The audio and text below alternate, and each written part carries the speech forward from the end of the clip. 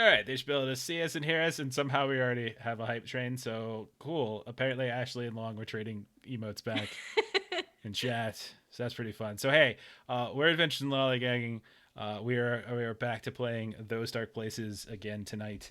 Uh, kind not continuing as much as it is. This is a sequel to the previous movie, so you don't have to have really any knowledge of the last time we played last week, but we're using some of the same characters and all that kind of stuff. So, but before we get into that, the game Those Dark Places, really good game.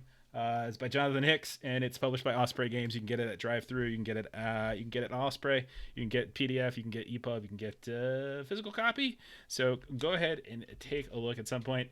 It is a rules light kind of industrial sci-fi game. So if you're a fan of such wonderful movies as like Alien and such, and Outland and like Event Horizon and some of those types of movies, this is it. It's like suspense, it's horror, it's sci-fi, but it's not like Star Trek, Star Wars sci-fi, unless you want it to be. I mean, do whatever the hell you want with your game. But we're playing it tonight, and we're kind of continuing off a little bit. This is still entirely, you don't have to watch the last one. Don't watch the last one. Watch this one right now. This is called Infectant at Outpost 82. There are references. Most of the people that you see aren't going to get those references because they hate me and they don't care about the stuff that I love from my childhood. It took Derek like 26 years to even watch Alien, so I mean whatever. We're down Logan tonight. Logan's doing something else. He's working. He's hopefully being safe, and He's avoiding the infectant. yeah, that's good. Yes, he is. That's good. All right, so other things we do here on the channel. So we play other games. We play a bunch of different tabletop role playing games here on our channel. If you're watching us live, hi. If you're not, you're watching this in VOD, go to twitch.tv/the Lollygaggers and give us a follow, and you can see what we're playing and when we're playing. Normally it's Mondays, Fridays, and Saturdays. We won't be playing anything tomorrow. We're canceling that work stuff. But we've been playing some indie games, some Best Left Buried, Electric Bastion Land. We also play a lot of Free League games. So every other Monday, we play Alien. And on the other opposite Mondays, we're actually playing Vaesen over on the Free League channel. And we often play Mutineer Zero, usually like twice a month or so on our Saturdays. So plenty of cool stuff to check out. You can also check us out on YouTube, youtube.com/adventures in lollygagging. I don't think that we need to introduce characters. I think we can bypass it, especially since I want to make sure we get as much as we can done, because we do have a hard stop. We might be able to finish the whole thing in one sitting. That's the hope. That's always the hope, but we'll see how it goes. I think instead we're just gonna dive right in, and we'll introduce characters as they come on the screen. So we're gonna play again. We play this a little cinematically. So if you're familiar with the Alien franchise, there was Alien, there was Aliens, there's Alien 3, etc. So that's kind of gonna be how we play this. They're independent mysteries episodes. You can watch them on their own, but they kind of have some overlap, some little nuggets here and there. So our last time we ran this was called the Argent Three. So spoilers, this is in the main book.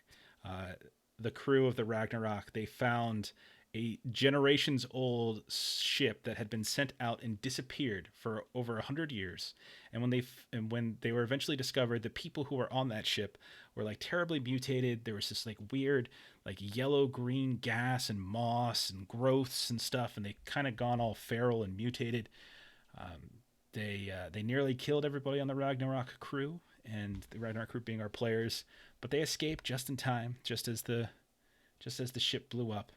And the final shot we had was of the onboard android and the Ragnarok ship standing over top of the cryo sleep chambers, the long sleep chambers of our players, our heroes, looking down as they started to grow these little rashes and growths and blisters on their skin, and little bits of yellow-green gas started to cough up out of their lungs.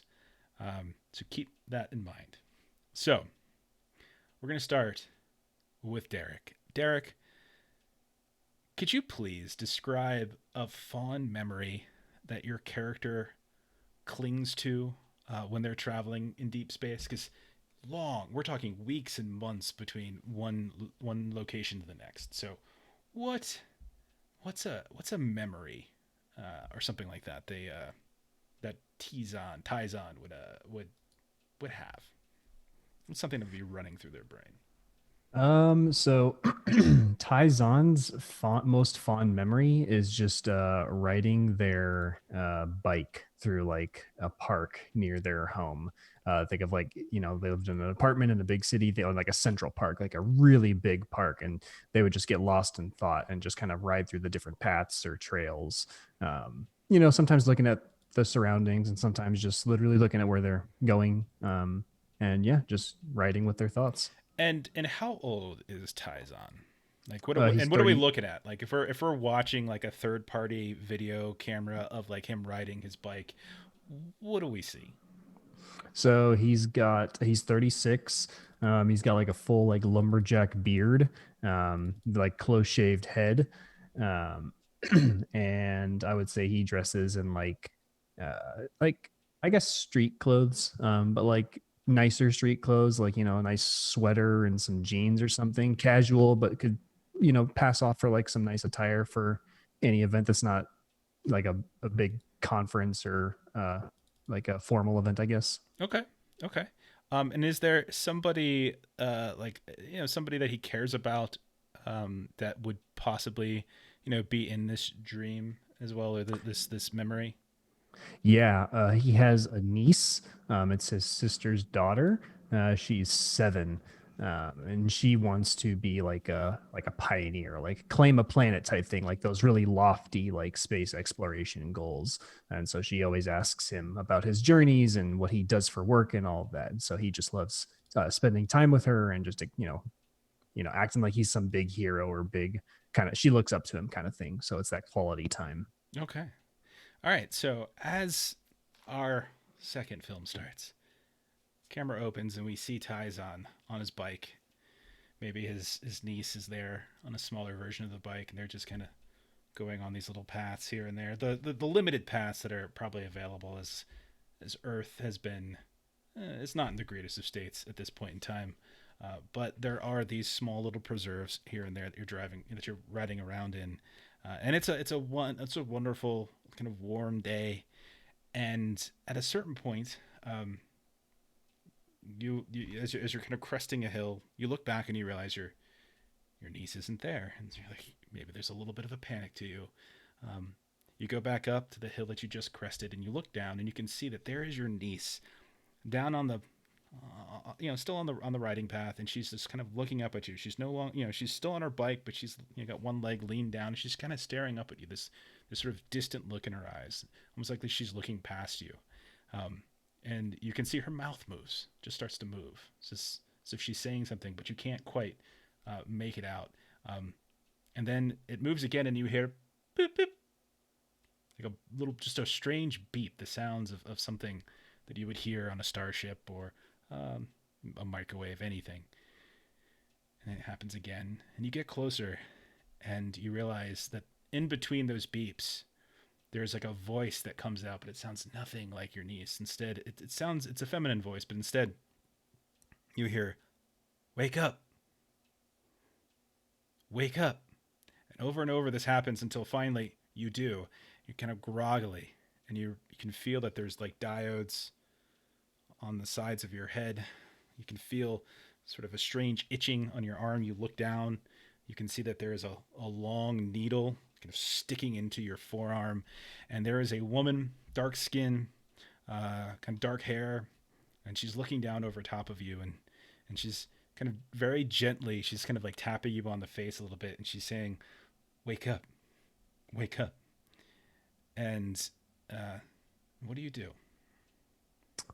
Just kind of like groggily, like rub my eyes and just say, "Ugh, how long was I out for this time?" And she says, I, I don't even know who you are. And you don't know who she is either. Yeah, she's still coming into focus. And I was like, "Oh yeah, you're not Cynthia. Where's Cynthia?" And she kind of like shakes her head. And then she turns and she says to somebody else in the room that you can't quite see, because you realize now it's very dark in here, and there is a faint kind of reddish flickering light. And she says, any of you all Cynthia? And so do any of you respond at this point? So this is Amalka, Zayas, Lucille. As you see this woman who you know as Ella, who you just saved, Mm-hmm. you think turn around to you, and she's dressed in like a patient gown.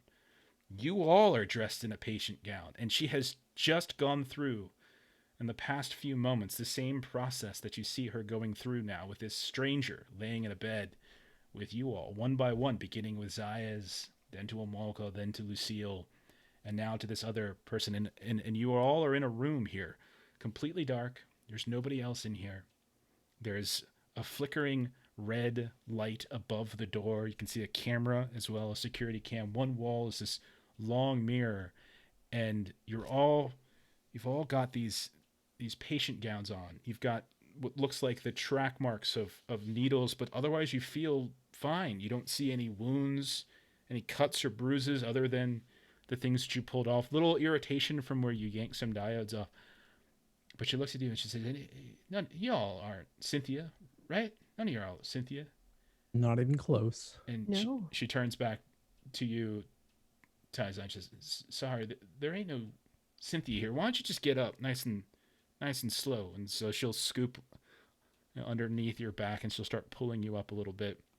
You're a little woozy, you feel a little nauseous, but your head starts to kind of spin, and you can see that there's a handful of people behind her. Amalka, what does he see when he sees Amalka? So Amoka is, you're going to see long, curly red hair, lots of freckles on her face, um, Tall, paler short? skin, tall. Okay. All right. And what does he see when he sees Zayas? The tall, slender man, curly, long black hair, and the deepest V-neck he's seen. Okay. Goes down to my navel. Okay.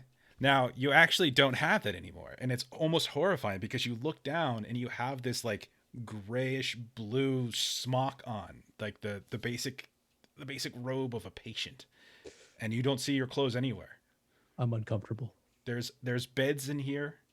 You look around, you see 5 beds in this room spread out along the opposite wall for where that long mirror is. You see no viewing port. There's no window on the door. There's a camera. There's a flickering red security light, like an emergency light that doesn't seem to quite be working. And so as you're talking, periodically you just go into pitch black, and then you see these little monitor lights next to your beds, because there's all these little hospital beds. And they're like, you hear the pip pip kick in every now and then. You don't know where you're at. The last memory the 3 of you had, the last memory was going into long sleep aboard the Ragnarok, having just completed the Argent 3 report with Ella in tow. Kev was with you. You don't see Kev in this room. This is the last memory that you had. TieZon, what's the last memory you had? Last memory I also have. a Cambridge Wallace employee. You probably served on the ship, but what was the last job you were on? We were taking measurements of a nearby black hole, seeing the gravitational effect and the in the system that it resided in. Of course, I was just kind of doing like the explanatory work for some of the crew. The hardcore scientists are running all the calculations. I was just interpreting the data, sending out the mass emails to keep everybody informed. Okay. That's what I remember. Okay. So yeah, you served on a science ship. Absolutely. And you look around and you see none of your fellow crewmates. Okay. So it takes a moment. All of you, the nausea quickly fades, much faster than a long sleep shipper would. These are just hospital beds. You don't see the customary closing in capsule of the pods. You don't see anything like that. And you're all by yourselves. All of you have these like big socks that go up like halfway up your shin. You have no equipment other than the patient gown on. What do you do?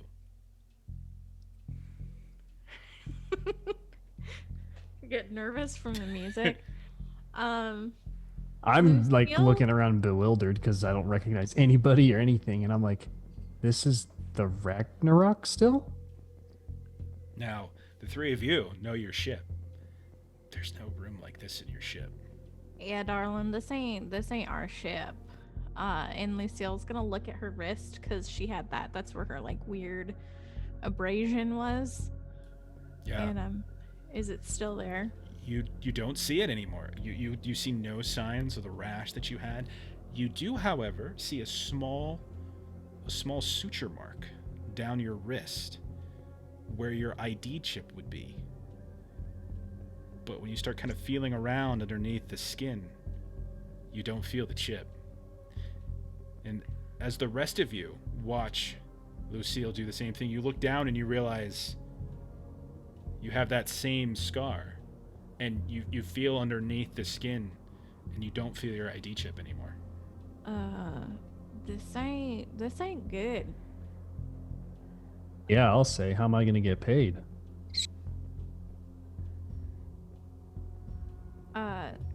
Lucille wants to like observe the like room, I guess. Like. Okay. You look around the room. You see 5 beds, all of which look nearly identical. They're laid out in clear rows, like they're right one next to the other. They each have some kind of like an IV stand next to them, and a small monitor with various what you would imagine at one point were showing vitals.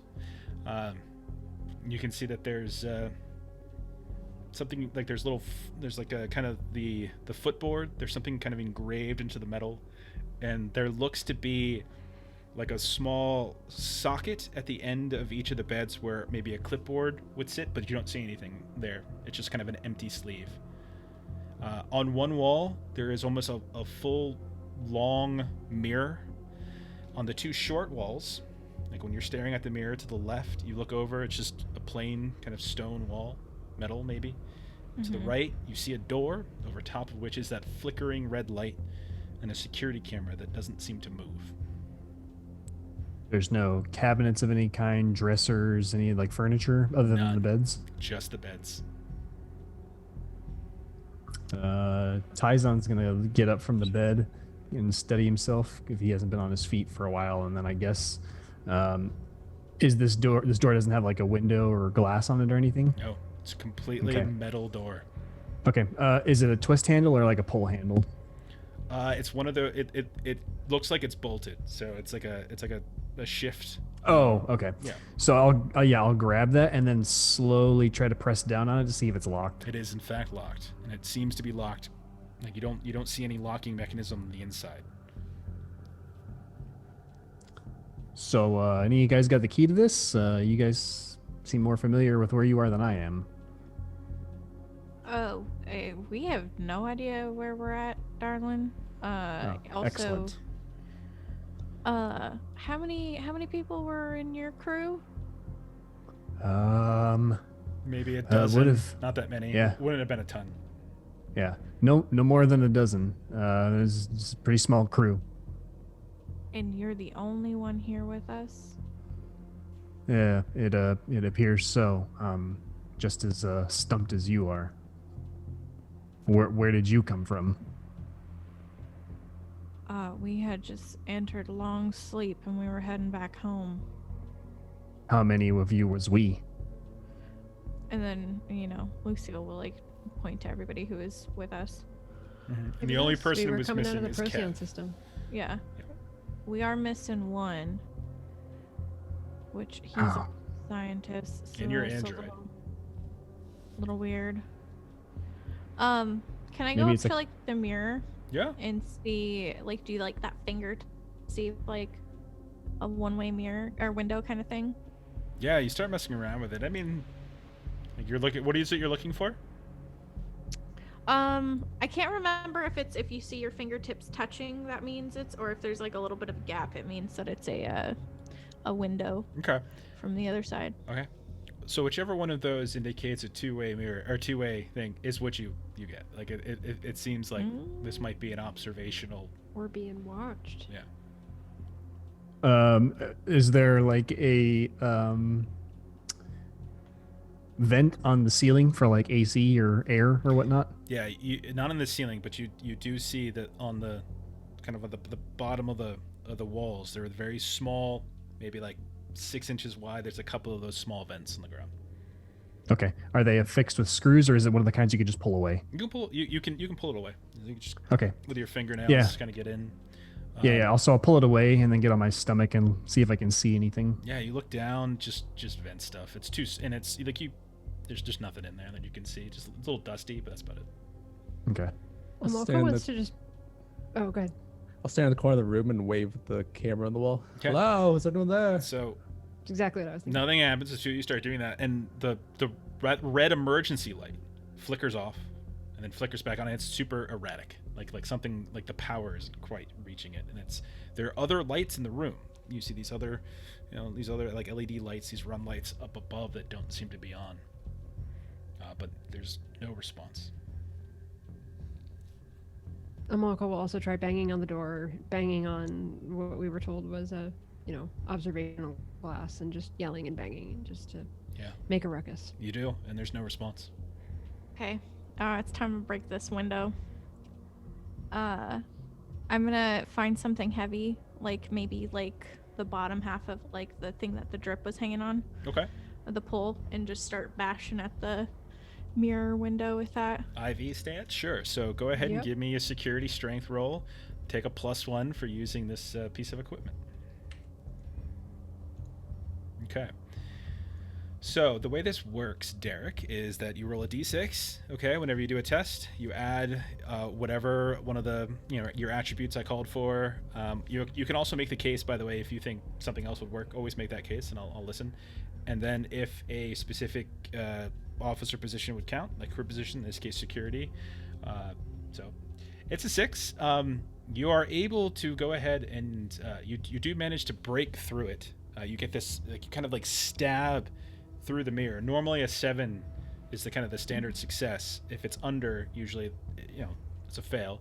In this case, it's fail with consequence. It's a pass with consequence. So you kind of slam it through, but you cut your wrist all the way down on the broken mirror, and you can feel like a little dripping starting to happen. And so we're gonna say that for a little while, that you're gonna, like, anything you do that's gonna require that arm, you're gonna get a small -1 penalty on it, because it's gonna hurt because there's such a long gash on it. So just like next to strength, and that where it says penalties, just put -1 to arm stuff. That's fine. But Do we have any kind of piece of strip of cloth or something to wrap her arm with? there's sheets on the bed. I was about Yeah. to say we could just tear up a bed sheet. Okay. Yeah. So you tear up a bed sheet, loose bandage up. You don't need to roll for this. There's anything other than just rolling it and tightening it as best you can. It's fine. Okay. But it's still, it hurts. Like, it definitely hurts. Okay, and so you have broken a small hole into this, into this mirror, and you look in, presumably, and you can see that there, from this small hole, there's like a series of desks and monitors. You can see like a couple chairs, countertops. There's like a coffee mug. You see a Cambridge Wallace logo on it. You don't see anybody in here, though. It seems like a long rectangular room. It seems fairly dark, but you also see a flickering red light on the other side of this room through what looks to be into another one of the rooms almost identical to your own. You feel like it's like the same thing, except you just see a flickering red light, and you occasionally see like five or six beds just illuminate in that red light and then shut down. Like it's through, like you're looking through another two-way mirror into a separate room like your own. Okay. Is this medbay research or some kind of sick experiment? What's going on here?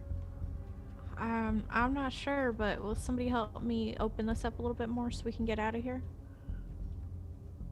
Yeah, I'll lend her in. Okay, so between the two of you, get the other IV stand. You start breaking things down, and you're able to kind of get a hole big enough that you all can crawl through, without much danger. And as you step in, kind of crawl over, you can see a little bit more of the room. You can see that there is indeed like this kind of metallic coffee mug with the CW logo of the Cambridge Wallace company that you all work for. You can see that there's a heeled shoe, black, like not a high heel, but like a mid heel on the ground. There's no sign of its pair. It's another long, kind of narrow room that seems to be situated between these other patient rooms.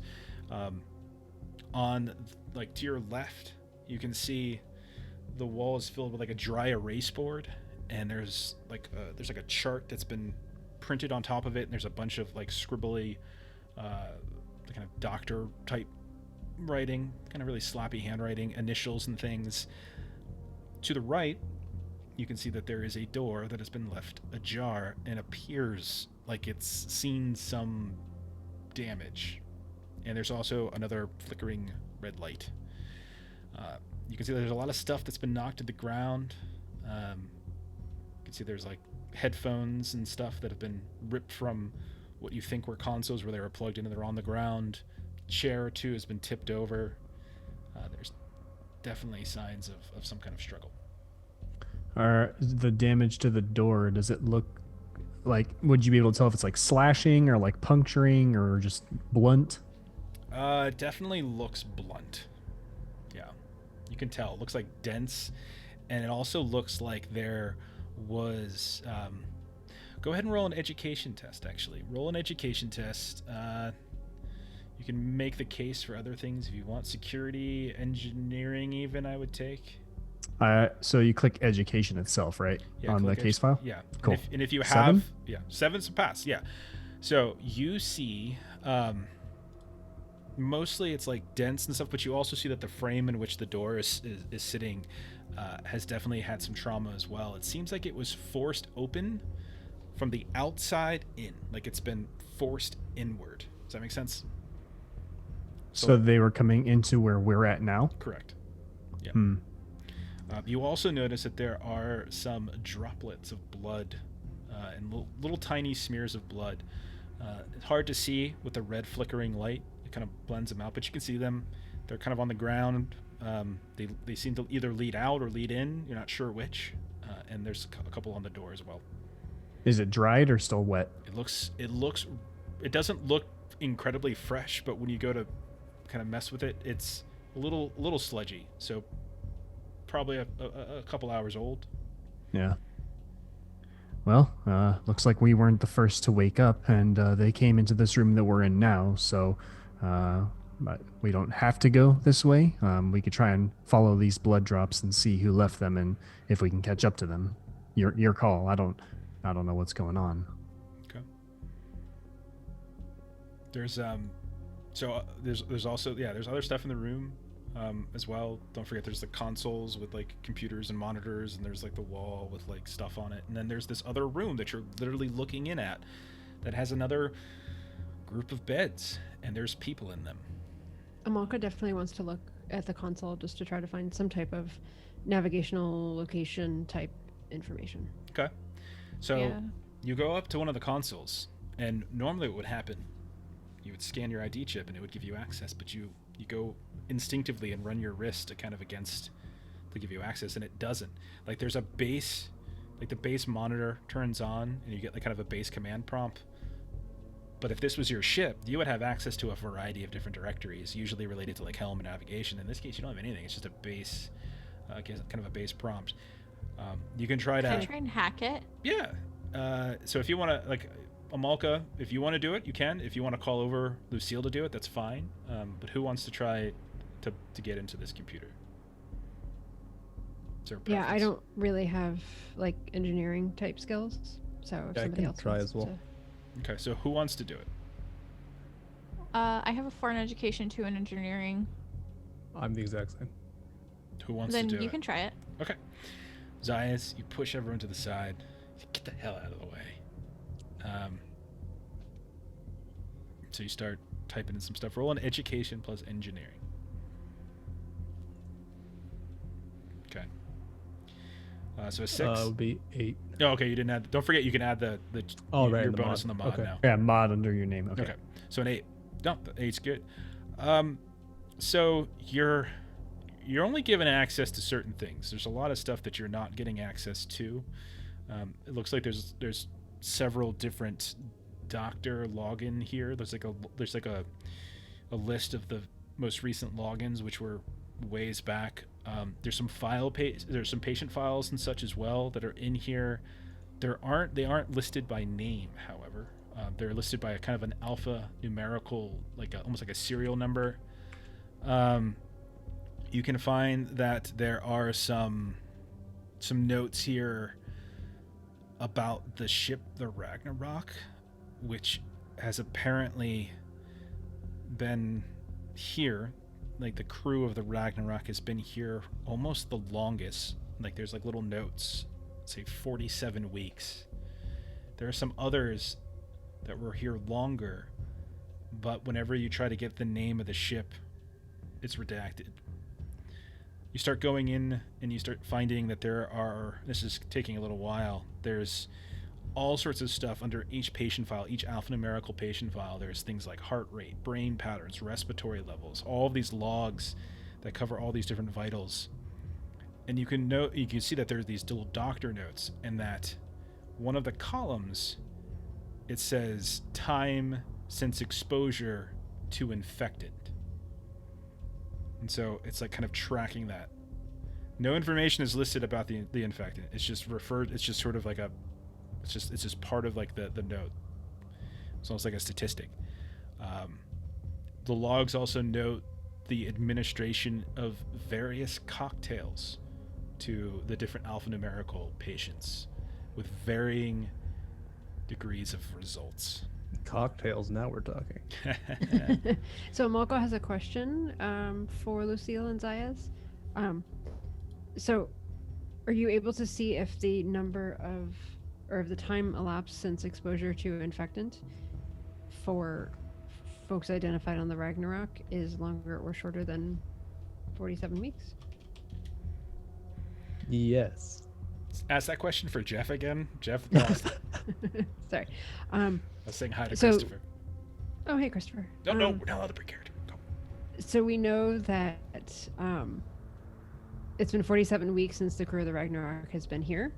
So I'm trying to cross-reference that with the time since exposure to infectant, if that is more or less than 47 weeks. It seems to be more. Ooh, does Okay. Is there one character who has it one patient who seems to have it from our Ragnarok crew earlier than the others? No.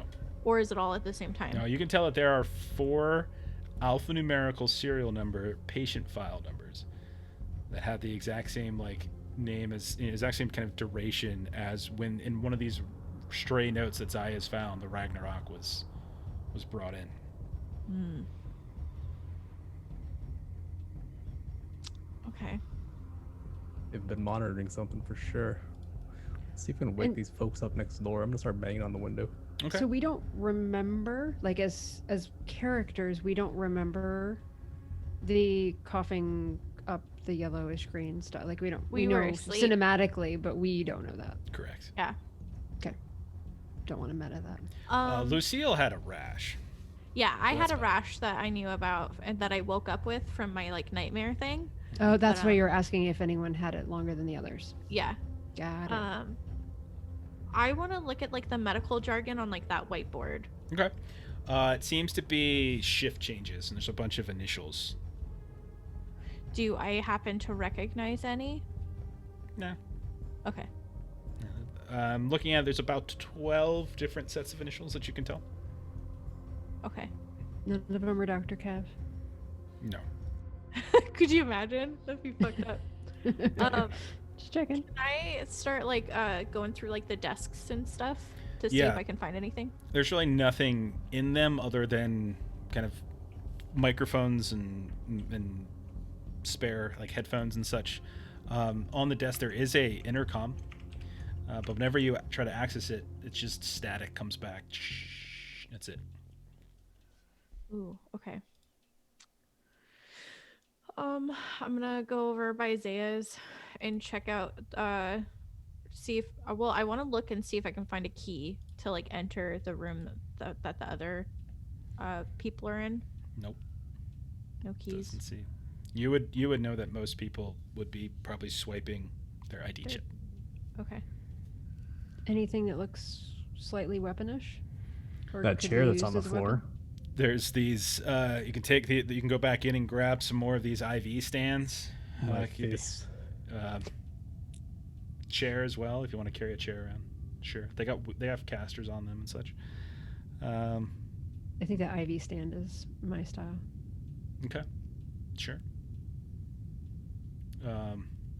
Yeah, that's about it. Yeah. If you're banging on the other mirror, Zayas, none of the patients in the room seem to be responding to you. They're all hooked up too. They're all hooked up too. Ella is like right next to you, kind of banging on it over and over again, and she says, she's like, yeah, it wasn't until I started unplugging y'all that you woke up. Makes sense. We better work to bring these people up too as well. So we gotta break through this glass so we can get to them and unplug them. Mm-hmm. Or maybe then- just open it from the other side. Is that possible? There is a door that leads out of this room. It's ajar. TieZon's been looking at it. Yeah, I peer into that, or peer through that door rather. Okay. Looks to be a hallway. So you peer out. You look to the right. You look to your left. There's right would be going back to where you came from. Left would be going to the new. But there's also doors across the hall from you. You would probably guess that the hallway is fairly long. You can see the flickering red security lights come on. There's like a little sound with it, like a little static sound. It's maybe 90. I'm assuming Good. the blood drops are going into this hallway. Yeah. It's about maybe 100 feet or so long. You can look that there's one way. You look out and you can see that there's basically like two doors at the end of a hall. Another way, you see that there's one door at the end of the hall. There appears to be three doors on the opposite side of this hall from you, almost mirroring exactly their placements. So there's like three walls. There's three doors on your side, including the middle one that you're looking out of.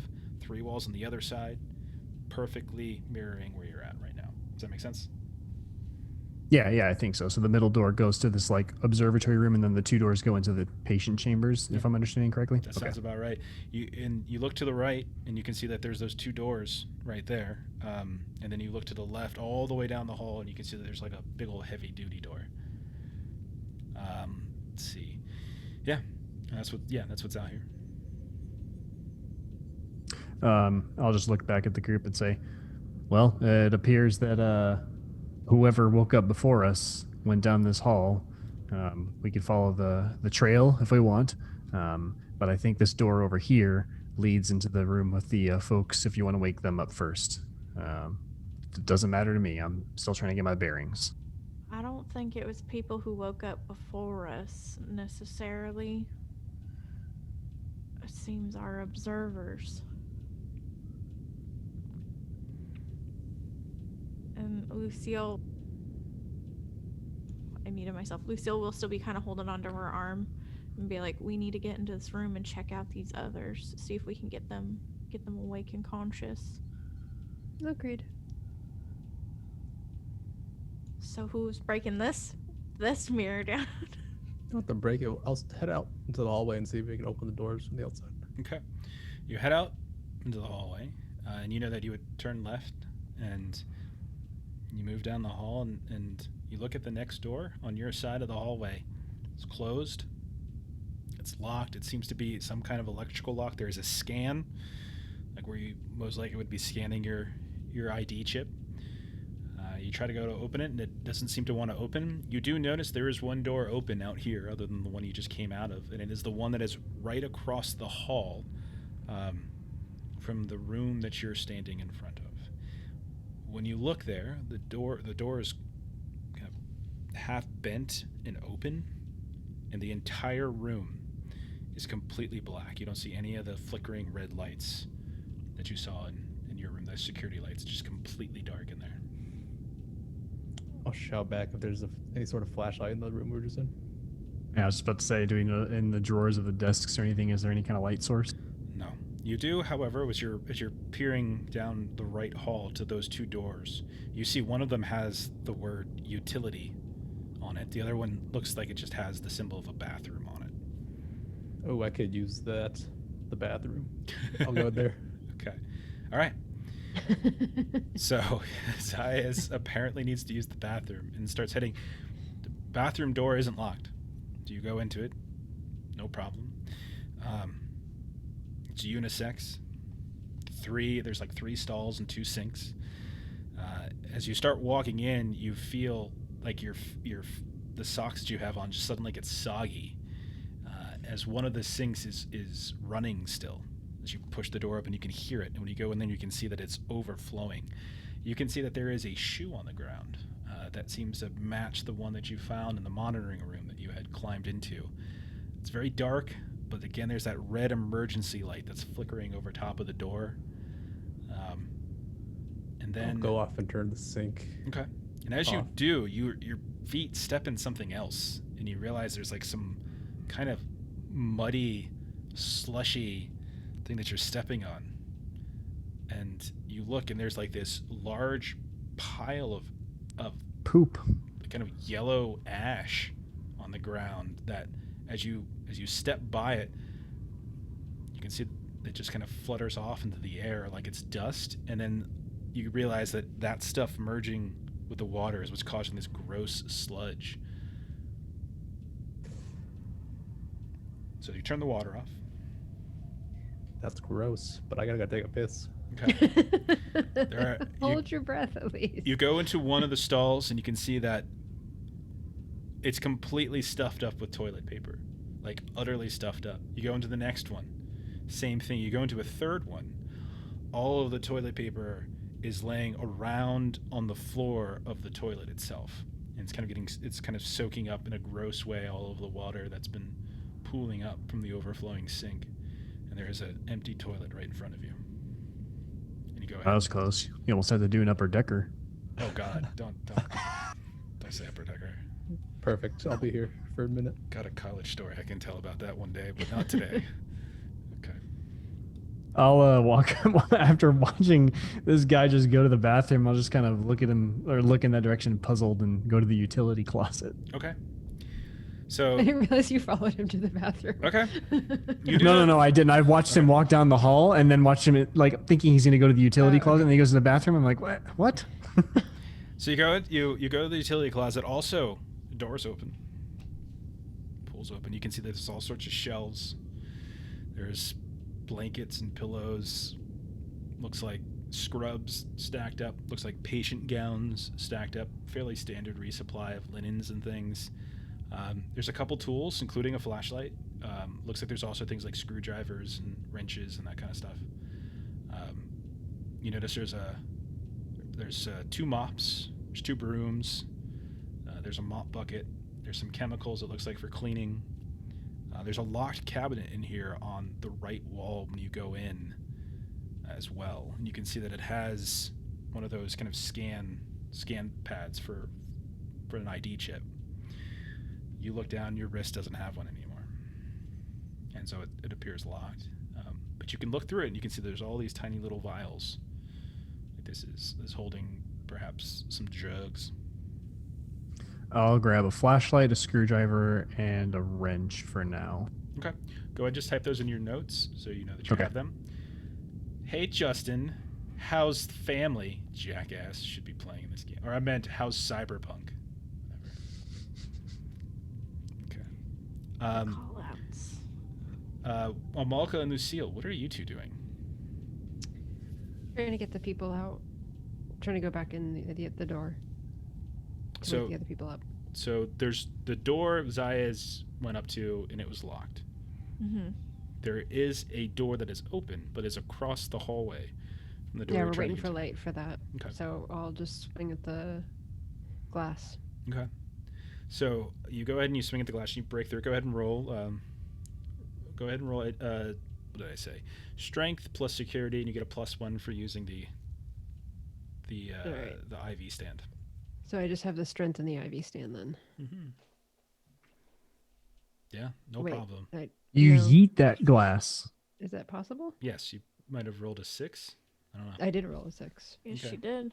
You get Wow. +1. All right, yeah, fine. So Wow. you bust it down, no problem, I do. and you climb inside, and you kind Can I get Ella to come with me? Yeah. Just to make sure, because I don't know that I know how to sure. unplug stuff. I didn't really know how to unplug them either. I took the patch thingies off the skins and I pulled the needles out. She kind of like shivers a bit. I'm not really, get me into an engine and I'll feel better, type of thing. But she'll go in there with you, and you can see that there are the same number of beds as were in your room. So there's 5. And you can see the red emergency lights flickering. There's monitors that seem to be working. They're on like their own kind of battery emergency backup power. It doesn't look like anything's happening from the room's perspective, but looks like the monitors themselves have some kind of backup power. The door is locked. And you can see that there is, on all the people in here, they all have these rashes and lesions on them, on their arms, their legs. There's discoloration, some bruising here and there. You notice that one of these people is Kev. I will definitely. I'm not a medical person, so I'm not going to meta it. I just want to wake them up. So. I mean, if you know that there's a medical person in your party, it makes perfect sense to call over a doctor. Do you have a medical person in your party? We don't have a medical person in our Okay, party. then. So I am just going to wake people up and not think about the fact that maybe these people shouldn't be exposed to everybody else. You start unplugging them, no problem. Kev first. Okay, so you start unplugging Kev. No problem. You wait. And then everybody else. And she's like, and I started slapping him a bit because you all kind of woke up pretty quick. If I slapped you a bit, just a little, just gently. I'm going to smack the hell out of Kev. Okay, so you take your bare hand and you smack the skin of Kevin. Mm-hmm. And his Not head... Kevin. Of Kev, excuse me. And his head goes flailing. And he doesn't wake up.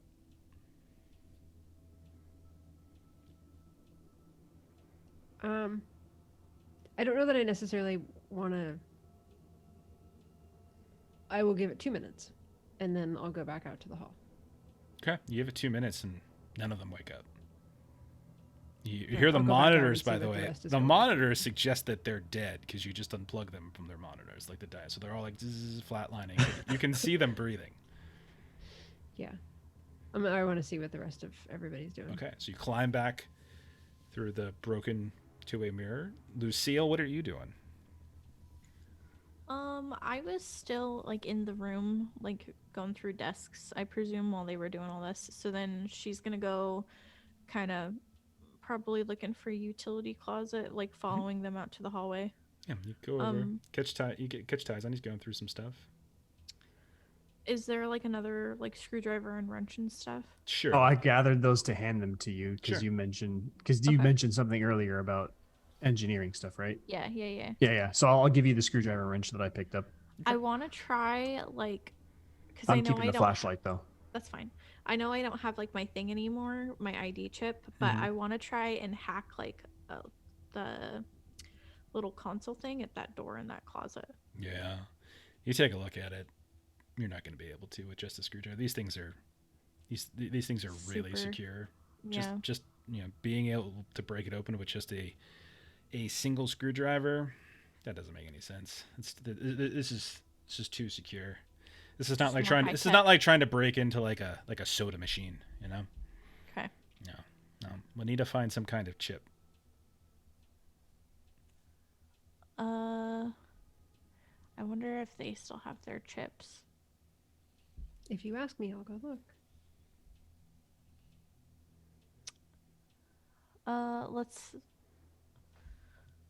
Lucille will kind of wander back to the main room Okay. and want to check and see if they have chips still, the people who are in there. Okay. So, you head back. Amalka, you take a look at the wrists. Same thing. They've been removed. Somebody doesn't want us to be tracked.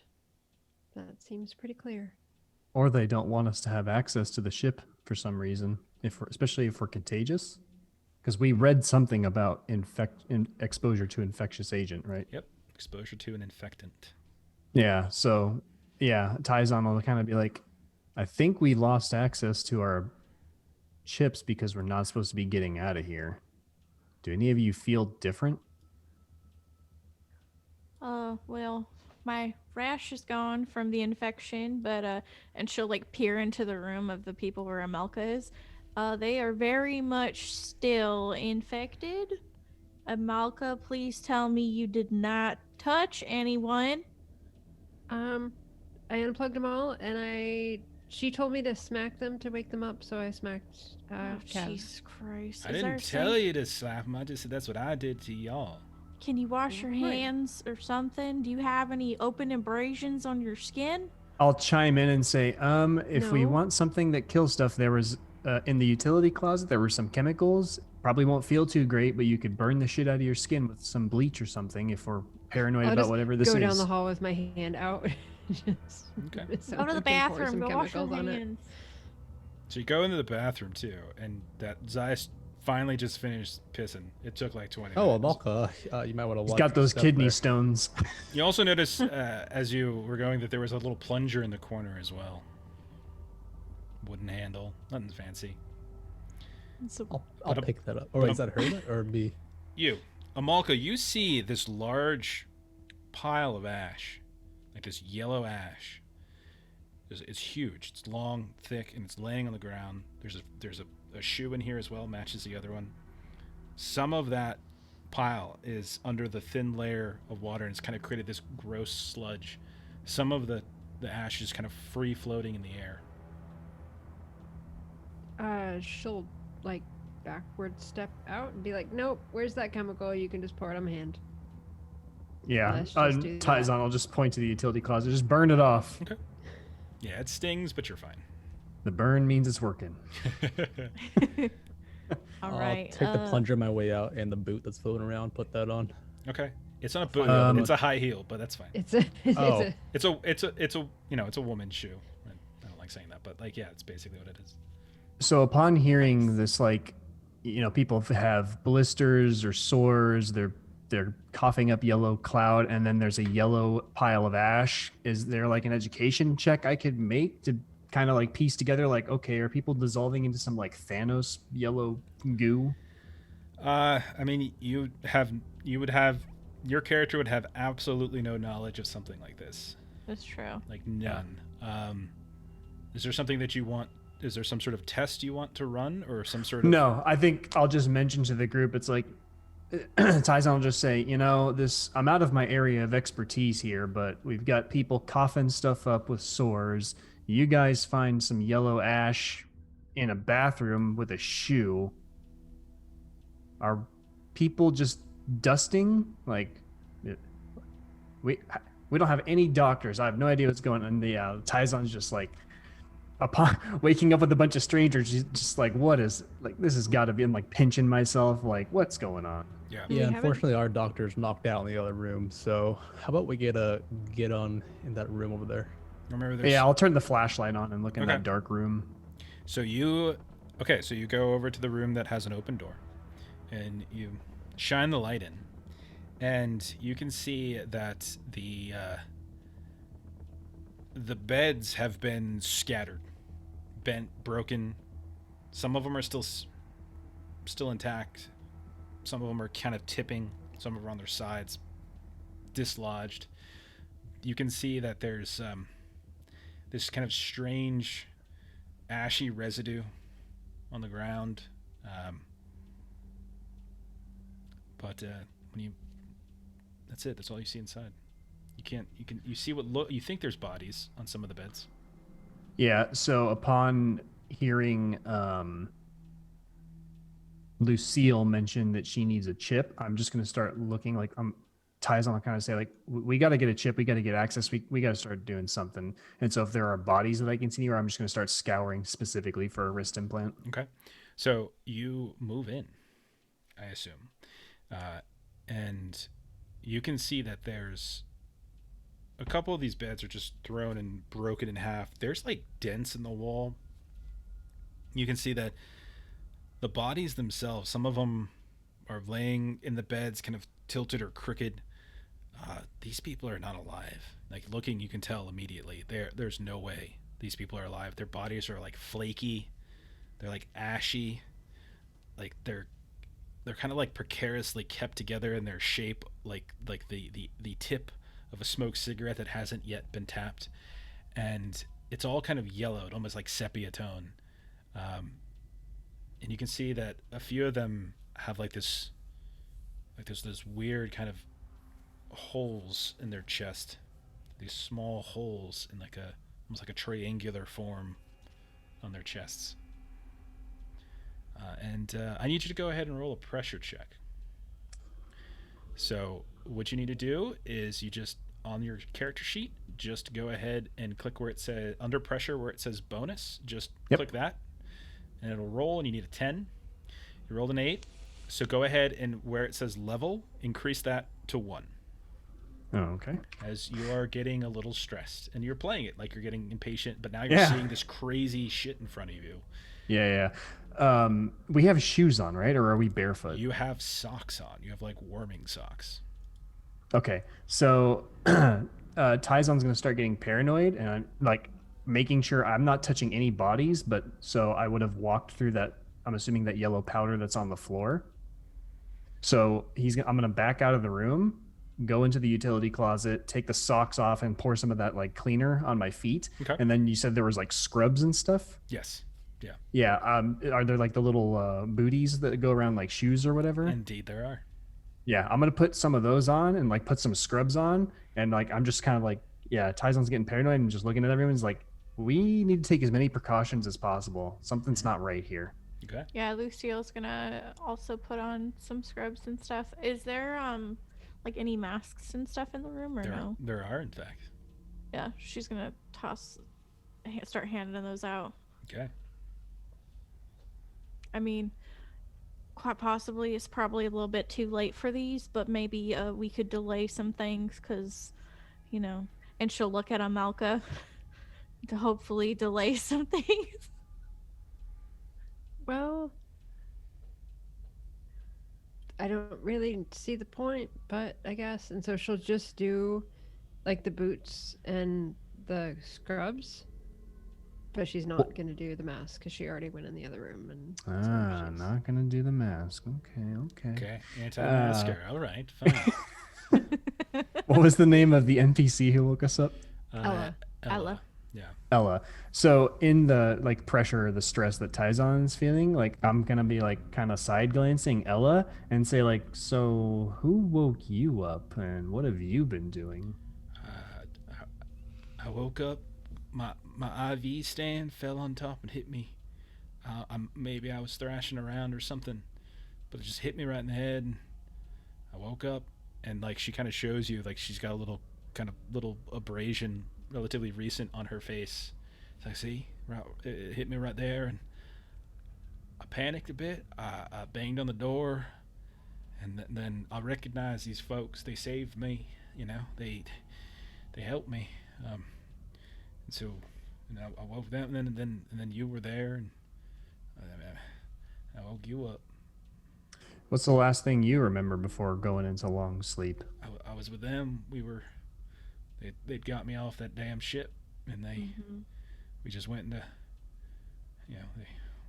we left George behind, we left Williams behind, but Williams was already dead, and George, well, he sacrificed himself for all of us, really. But I felt relieved, and we laid down, and I thought it was over, and now we're here.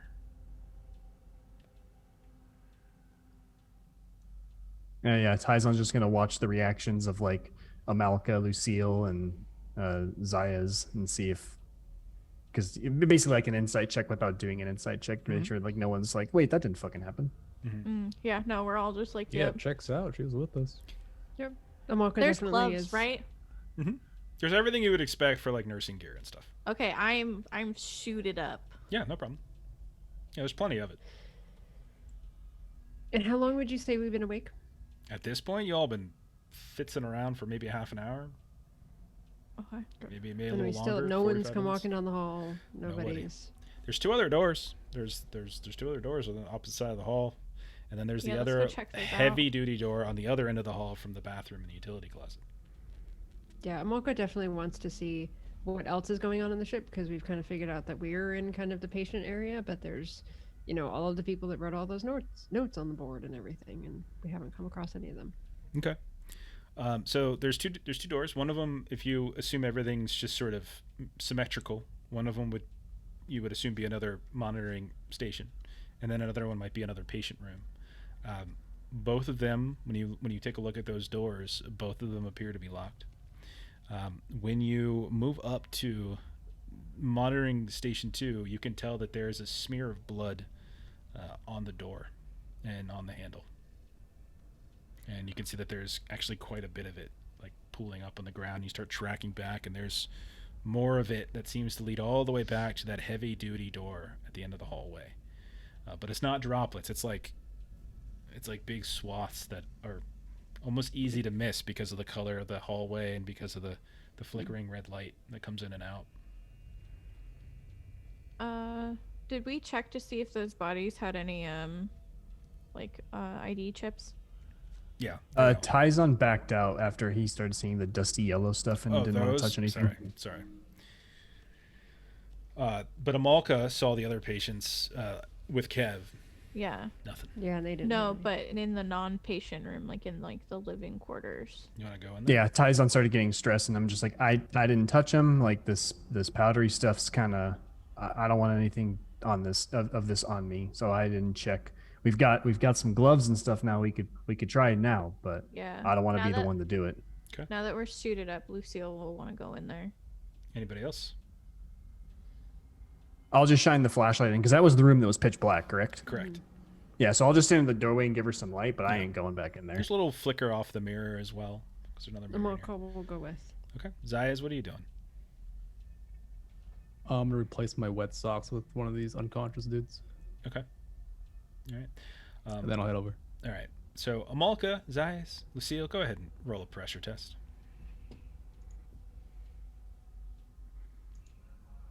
Okay. Yeah, I killed it. Oof. These Yes, warm, you comfy did. socks. He's got those new socks. It's got the new size. Just like a Jeff, I do have one question. yes. Do stat reductions carry over from last No. session or not? Okay. No, I reset Good deal. everything. I still failed. Okay, so both Amalka and Lucille go up a level in your pressure to 1. Okay. Nothing bad starts happening until pressure level 2. So you're fine for now. But you start looking around, and it's just as TieZon described it. These just like bodies that are kind of in place, and you feel like if you were to just kind of breathe on them or just slightly nudge, it would kind of just shuffle them, and they would just kind of burst into Crumble flying away. dust. Yeah. So if we were looking for an ID chip, it would be sort of like in the middle of all of this little particulate You would stuff. be in the wrist, Yeah. most likely. Most So it's- most people have their ID chip in their wrist. Some people Yeah. choose to wear it instead, but most have it in their wrist. So I'll take a gloved hand and poke through the wrist of Okay, you do, the and wrist. the ash just crumbles and scatters, and kind of starts floating up into the air. Since you don't have a mask, you're breathing some of it in. But you, God damn it. I'm just describing what happens. But you don't find any ID chips on any of them. No, some of these beds are empty, by the way, and you can see that there's dust scattered on the ground and everything. Hmm. But you Were don't there see any. floating particles in the room that Amalka went in? The one where Kev. Kev was, not really. That you didn't recall. Nothing like this. This is obvious, right? The other thing you all should Now she'll consider. go grab him. The other thing you all should consider, these are all patients, and so you might be able to find ID chips in these patient. I mean, even if you were to find them, the presumption of that these patients would be able to access meds and stuff doesn't really I make thought this sense. wasn't patients. I thought this was living quarters. Oh no, these are Okay. like the beds are thrown about like something was in here and just like thrown a fit, but it's the same Gotcha. setup, 5 beds. Yeah, and it's got the observable mirror, everything. Upon seeing the clouds forming in the room from Malka and Lucille, TieZon's gonna just back away from the room, go back into the utility closet, and just grab one of the cleaning chemical bottles and just carry it with him. Okay, fair enough. So write that in your, write that in. Yeah. There. Just put like bottle of bleach or whatever. Okay. So then how could we break into the door, like the big security door? Yeah, I mean, you go up to it. If you take a look at that door, you can tell it's most secure. Like, there's no Yeah. way this door is opening. Like short of a massive explosion or a proper ID chip. There's no way this door is opening. There's 2 other doors in here as well. Okay. Yeah, let's you just check gotta out try all the those doors. 2 other doors, yeah. I have a thought. I really don't want to be the one to do this, but the pile of ash in the bathroom was connected to a healed shoe. Oh yeah. So that might not actually be a patient. So there could actually be an ID chip in that pile of stuff mixed in the water in the bathroom. Heard you loud and clear. I'm gonna run back in there. Zayas, you go in, you start sifting through With my plunger. with your plunger, and you find a couple different little metallic and plastic objects, one of which looks like an ID chip. Others look like screws, maybe like surgical screws, like someone had a hip replaced or something like that. Okay. Nice. I'll pick it up. Yeah, We're in pick it up. business. Rinse it a bit under Point the sink. for Amalka Okay. and Zayas. You wipe it down. It had like this dusty sludge on it, but you wipe it down. What do you want to do with it? Let's get in that security door, boys. We gotta check that medicine cabinet first, see if we got some drugs that could stave off our impending death. Or the supply closet and see if there's weapons or anything in there. Okay. All right, I'll head Start over to the opening shit meds. up. Melissa's Beep laggy. it open. Okay. All right. And you got there's 3 doors left. There's the middle monitoring station. There's the other patient room, presumably. There's the heavy duty security door, and then now you go into the utility closet. It's really just like a nursing station, basically.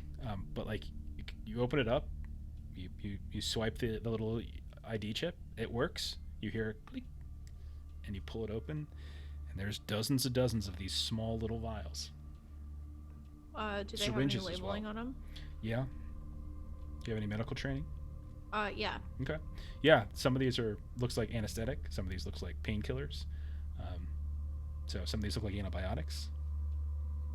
I'm gonna grab an assortment. Okay. Of med stuff. But how many antibiotics are there? Yeah, there's at least a dozen of each. Like a dozen Sure. jars. So what do we think? Like 4 of each?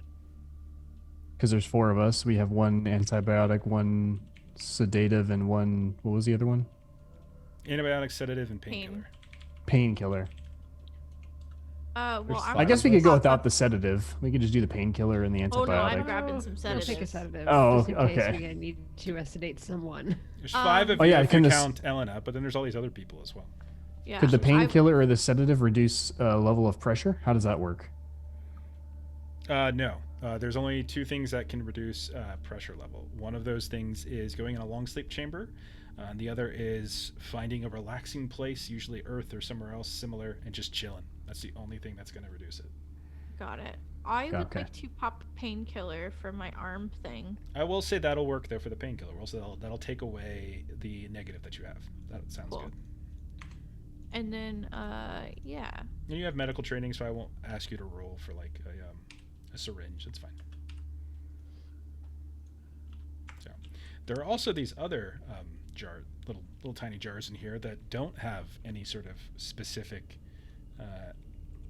identity of what is in it. Instead, it's like these weird concoctions, like these little alphanumerical labels.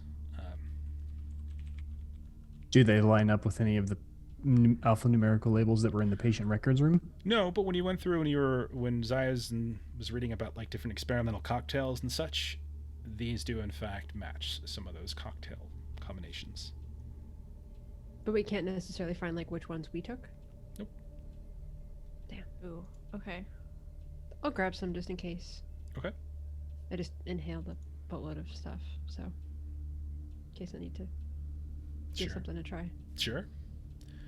Okay. 2 other doors, security door. What do you want to do? The other doors, one was like just like another patient room. You think- Presumably, if we're Presumably. assuming it's symmetrical, we could just check it real quick and see. Yeah, nothing wrong popping over. Okay. So Go beep them both open. which one do you want to do first? The one that's Patient. not a patient room. Zayas, you I got have the the chip. code. It's up to you. I picked patient room. Okay. Checking real quick. All right, so this one's across the hall from you all, from where you all began. You open it up. It's very dark inside, but you do get that flickering light. You see. Well, I also have my flashlight. You see a couple monitor lights. You flash the light around. Same number of beds. Now the layout is identical. Okay, it's on the opposite wall from the mirror. But as you start kind of moving around, you notice that hang on one second, looking one thing. Yeah, so you start looking around and you notice that these have these very strange growths on their skins, discolorations, tumors, twisting of arms and legs. There's also ventilators in here that they seem to be connected to, and each one of the beds is kind of wrapped up in some kind of clear plastic sheath, so you can see like there's literally like a shower curtain with zippers around each one of them. Do not open that. But you up. hear the Gloves. boop, boop, boop, boop, and you hear the sounds of the ventilators as if these things are functioning. Back step out of here. Okay. Check the other room then. Yeah, let's go. Okay, so Zayas, you go to the other, which you presume is a monitoring station. It says MS2 on the outside. It had the blood on the door and the handle. You scan the chip. Door opens up, and you see as you look on the ground, there is a dead man laying on the ground, covered in blood, in a pool of blood. You can see that he's got like a lab coat, a white lab coat, but that's been soaked with blood.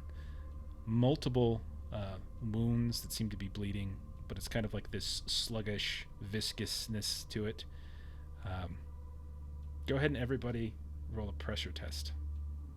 Mm-mm. And you seeing this? You need a 10. 10. 10 is what you need, right? 10 is what you need. Hey. Okay. Oh, Zayas, go so ahead and close. take 1, because you should be up to level 1 now. Lucille, I'm at level 2. roll a d6. See if you take an episode.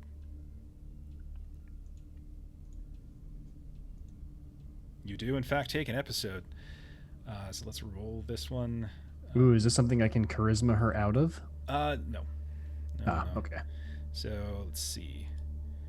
All right, you as you're watching, Lucille, as you're seeing Zayas open the door, kind of step inside, you kind of get this, like you just sort of zone out for a second, and like your legs kind of go a little bit limp, arm kind of goes a little bit numb, and you start shaking, and whatever you were carrying, you briefly drop, and you didn't even realize you drop it, and you reach down, you pick it up.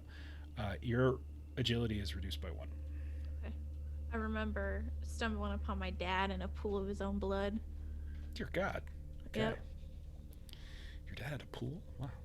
All right. Yeah, of blood Okay. and ladies. So, otherwise, this room looks very similar to the other one. It's missing the like kind of scheduled chart, but otherwise, it looks very similar to the one across. But yeah, there's a dead body on the ground, and what do you want to do? So since I'm still with a bit of pressure, a little more impatient or whatnot, I'm going to say we need more access and we need to just get out of here quick. So I'm going to grab this dead guy's wrist and look to see if he has an implant or if it's missing. just Yeah. looking at the practicality of the situation. You see a very old, faded scar that you would imagine he was put in long ago and likely hasn't been screwed with. So there's probably his ID chip's probably in here. Okay. I guess I would ask Lucille if I could borrow her screwdriver and try and dig it out of this dude's wrist. Yeah, she'll hand it over. So you start digging into this guy's wrist. You notice that he has a little ID card, like on his, like a little badge as well. Just kind of has a little his picture. Identifies him as Dr. Henry Grobel. And I'll say, kind of with a morbid sense of humor, wait, what was his name? Henry what? Grobel. Grobel. I'll say, sorry, Dr. Grobel, but we need this more than you right now. When you get close and you start to, you notice that there are bullet wounds all over his body, chest, arms, legs. You can see he had a personal comm unit that's been destroyed. There's like a big old bullet wound. There's a kind of the bullet embedded into the plastic and the metal. You can see that he also has a knife that is like loosely hanging in his other hand. What kind of person would shoot their own medical stuff? What does it say? What his title was? Like what kind of doctor he was? Like or anything like that? Pathologist. Okay, yeah. So then, as I'm like digging into this poor man's wrist, I'll look at everyone and say, like, kind of person would shoot medical staff on a ship that's that's not even a military ship. I'm assuming this is not a military ship, right? You have no idea yet. No. Okay.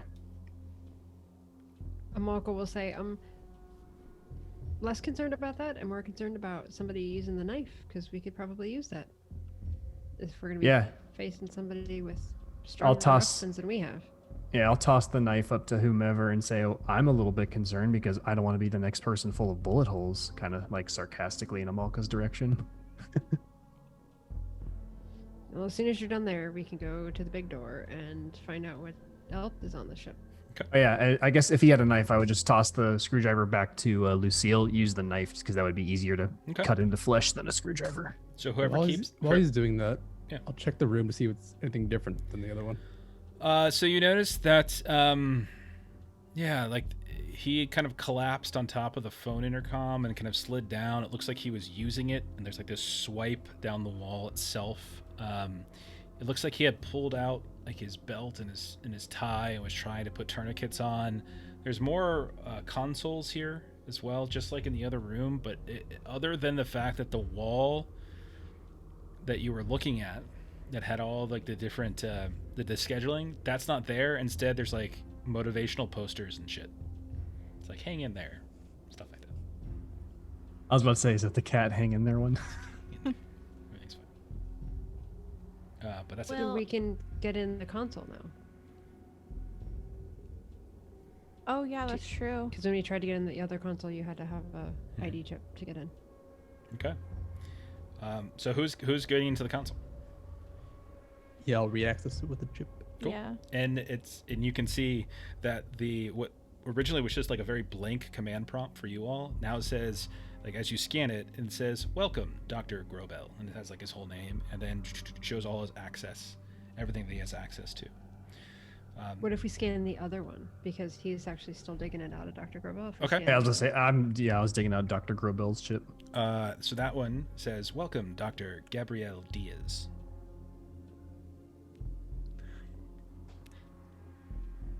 Oh, how'd they know? Yeah. That's funny. So you can see like there's a whole directory of information. There's patient files. You can see that there's also like, so you can kind of dig into greater patient files. As you get into them, you can start seeing that there's descriptions. There's still no names. They're still not referring to anyone by names. Everything's by some kind of serial number. But instead of just like a really basic chart of when certain things are administered or how long that they've been here, you're getting these long descriptions, like observation notes about how certain people have been have kind of reacted to this and reacted to that. So it's a double-blind randomized control trial. You also notice that there is a layout. Like there's actually you can get access to the layout of where you're at. Like it talks like you're in You can see like the different levels of where you're at. I'll have Malcolm memorize this. Okay. Get us out of here. So apparently Study the you're on level 3. Level 3, apparently, hang on, let me pull that up. So level 3 has a pair of patient wings, which is where you're at. So there's there's a kind of a green wing and a blue wing. There's a series of offices, attending offices. There's some labs as well, some chemical and pathology labs. Below you on level 4, or above you, whichever way it goes, level 4 seems to have cryo infectious storage and a morgue. Level 2 seems to level 2 seems to have a variety of stress and testing labs. Level 1 has intake, security, and a cafeteria. And then level 0, it says shuttle terminal. Let's work our way up to level 0. I was about to say, that sounds like that's where we need to go. Yeah. So just to confirm, though, with Dr. Grobel and Dr. Diaz's chip, there's still kind of no like contextual or I guess deeper information that lets us figure out if we've been infected and if we made it through. There's ample As notes. individuals? There's ample notes. You don't know what you're. But nothing identifying we Yeah. could point out, right? Okay. You don't see you don't have any like patient risks or anything like that. Nothing. But yeah, you can go through them. It would also take a while to read through all these patient notes. But yeah, there are. If you just get one random one, you start going through it, it does in fact talk about patient presented with X, Y, and Z, administered this dosage of cocktail, had these types of results, returned back to initial trial. Others kind of went further. Others were deceased. So it would take you hours to pour through all of these, which you absolutely could if you wanted.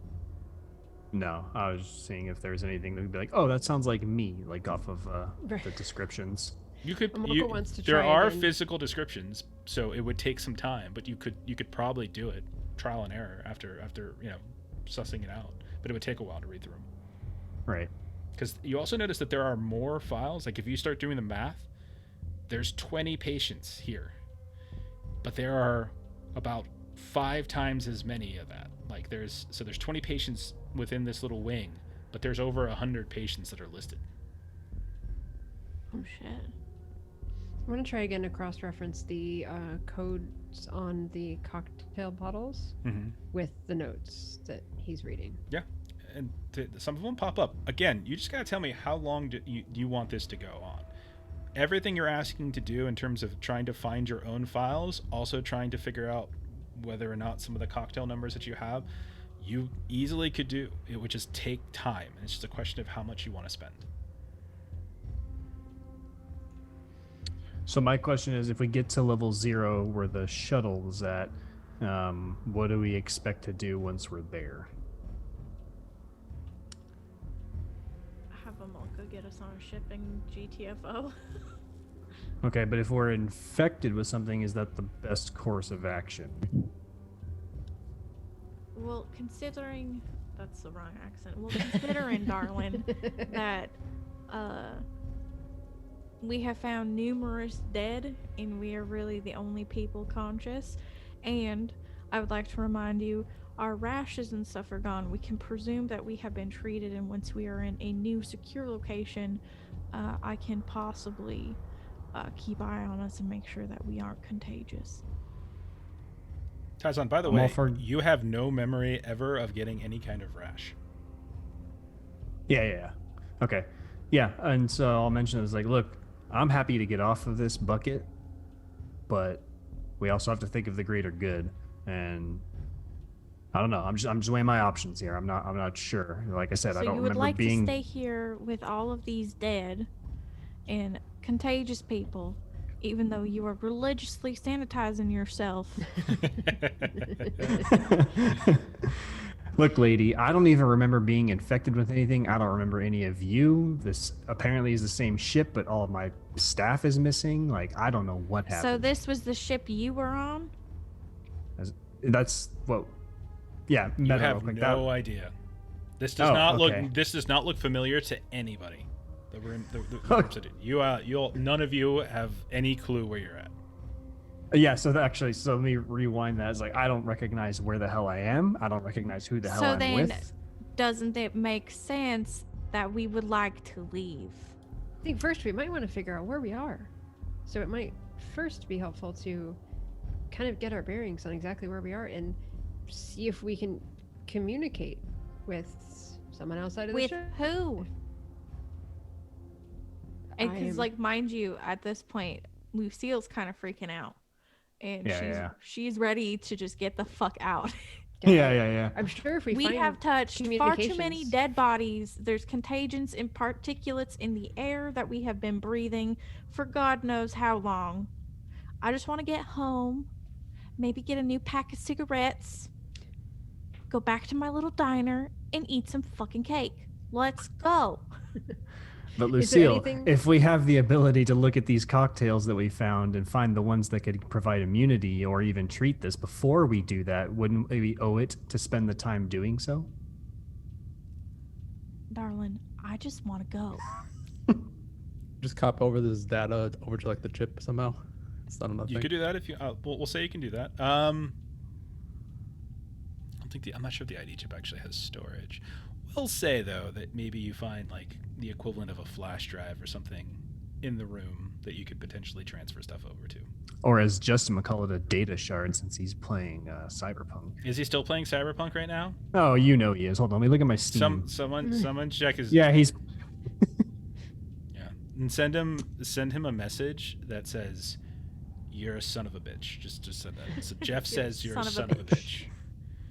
Real quick, do the terminals that we're interacting with, do they say like the name of the ship or anything like that? Like there's that little like, goofy doodad of like login or whatnot? You can. Or does it literally just welcome the You agent frequently using it? see the Cambridge Wallace logo, like you, for sure on this is Cambridge Wallace property, but no, nothing like that.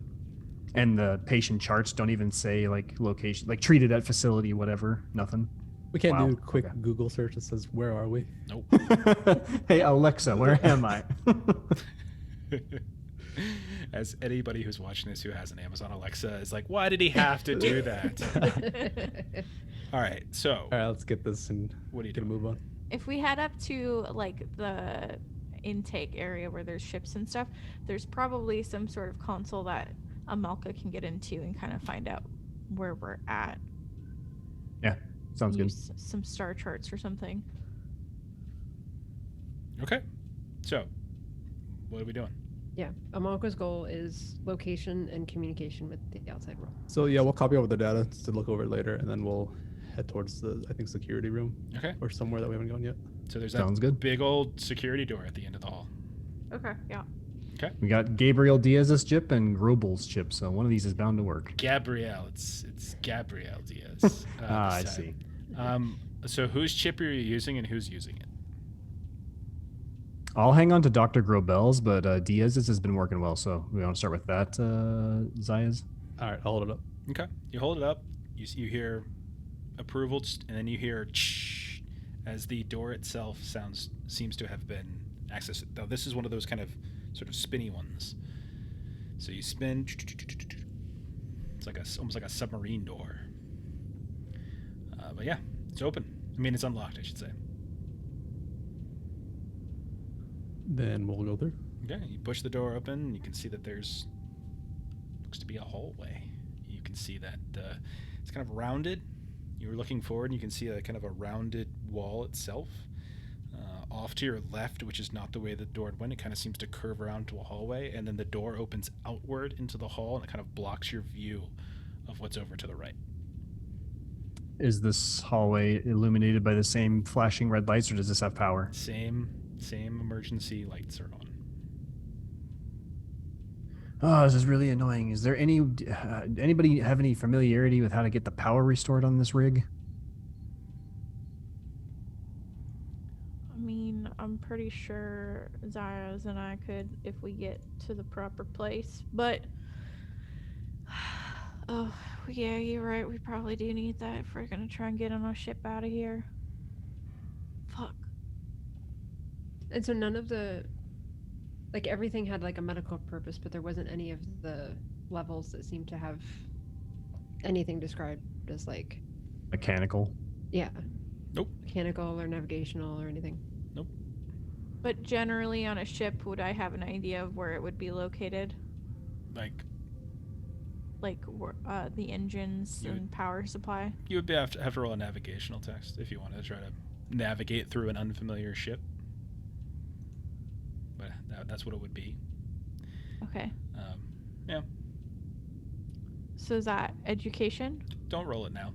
Okay. When the time comes, I'll ask for it. Okay, that's So I want to frightening. see if I can. No, I'm just saying there's find- no so first- reason to do it right now because you have no idea. Like you literally just Got it. came out of a room, so you don't have really anything. I want to to see if we work can with find like a staircase or an elevator or something like that. yet. Okay. All right. So To see if there are more options than what we saw listed. okay. So you kind of push past Zaya's out into the hall, and all of you immediately hear. I need you to roll an agility security test. Oh crap. Okay. The 10? Is that what I need? No, not still? you. Just Amalka. 7. Oh, sorry. Okay. 7, you manage to very quickly dive back behind the door, and you hear the plink, plink, plink, plink, plink, this rapid plinking of bullets hitting the other side of the security door. Zaya's in a panic, or sorry, I'm not Zaya's. TieZon in a panic will call through the door. We're unarmed. Cease fire. Stop. What are you doing? And you hear the gun continue going, and then eventually it says, you hear a click, and you hear, shit. I don't care if you're unarmed. You come out that hallway, I'm gonna blow your fucking heads off. We Who are just you? want information. Yeah. TieZon's gonna be like, look, calm down. We don't mean any harm. We're not contagious. We're not infected. We don't have any of the symptoms. If that's what you're worried about, just talk me through what's going on. I have no idea how I got here or what's happening. Roll a charisma, and you can add your liaison officer. Okay, so mod 2 and then hit charisma, correct? Correct. That's enough. You hear the kind of gruff, female voice. Slowly. Just slowly now. And I'll kind of describe like what I look like so that they know what to expect, and I'll walk into the hallway with both hands like visible. Okay. And you look over to the right, and you can see that there's like all sorts of like different it's like kind of medical equipment and such on the ground, like you would imagine would be in the hallway of like an emergency room or something, and it's almost like it's a little barricade, and you can see a woman who's got almost like soldier gear on, laying on the ground behind it, and you can see that she looks injured. She's got this kind of assault rifle that the barrel was pointing in your direction, and now the other arm she's just sort of pointing a pistol at you now. Yeah, and so like I'll kind of like slowly like rotate around my hands and say, like, look at me yourself. You can see that there's nothing on me, that I'm not sick.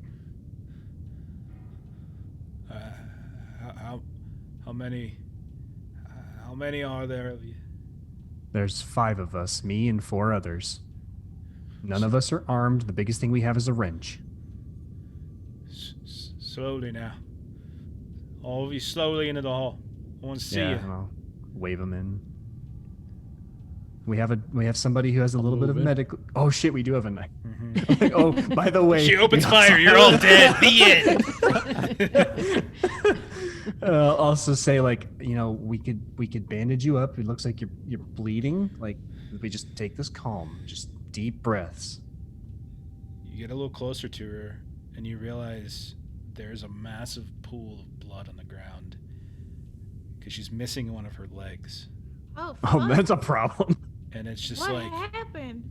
torn tissue, and like part of whatever pants she was wearing is just there, just bleeding. She's got some incredibly tightly wrapped tourniquet, but she has been losing blood like crazy. And then she's it's just fucking it's just tore it off. That's what happened. What tore it did? off? One of them things. Just describe it. I don't know what you're talking about. I don't know, man. Like Is it your size? Is it big as me? Is it bigger than me? Who are you? Who's your commanding officer? Where the fuck are your uniforms? What? And you look at her, and she's wearing like dark gear. She's got like some kind of flak vest on. She's got like a helmet off to the side. Face is kind of covered and matted with blood. Who the fuck are you Help people? her? What's that? Can I like try and like help her? Go ahead and roll an education medical test.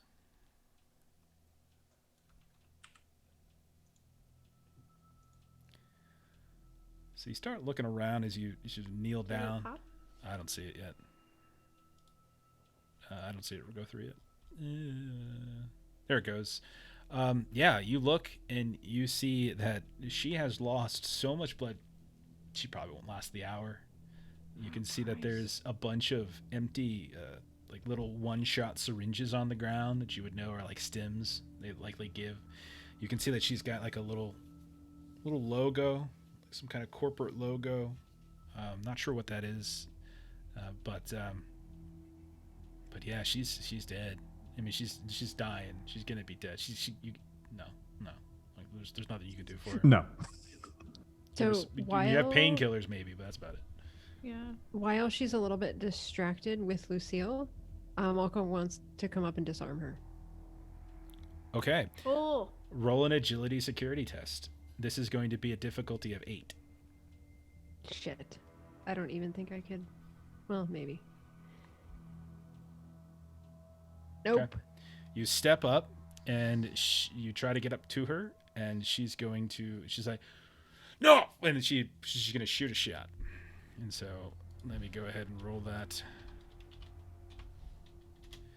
And she will miss, actually. And then she'll hold the gun up like, you tell that friend of yours to get back. Get the fuck away from me. Yeah, and Lucille will be like, excuse, darling, what are you doing? Back up, Amalka. She's clearly not well. She seemed like she injured. shouldn't. Yeah, let's maintain a not firearm though. Let's not stress out the person with a deadly weapon. Can you? And Lucille will turn to her and be like, "What's your name?" Looks up at you, Corporal Reese Anderson. What's yours? I'm Lucille. Who the fuck are you? You ain't no doctor. I mean, I know some things, but I'm not necessarily a doctor. I usually work on ships. What kind of ships? You ain't. The Ragnarok, usually. The fuck's the Ragnarok? And like I'll describe like what the ship is and all. I don't want to hear about your damn tow truck. Listen. Well, what ship are we on? You ain't on a fucking ship. What the hell's wrong with you? I have no idea where I am and who these people are, so you tell me. Where are we? Is this a research facility? Is this a orbital station? You're gonna have to roll a charisma liaison again. You're asking some more pertinent questions. The first one was to get out of the room without her firing. This one's to get her to tell you some stuff. Sure. Okay. So charisma liaison. Oh, big money. Crushed it. That's clutch. Okay, nice. Tell me what you. We're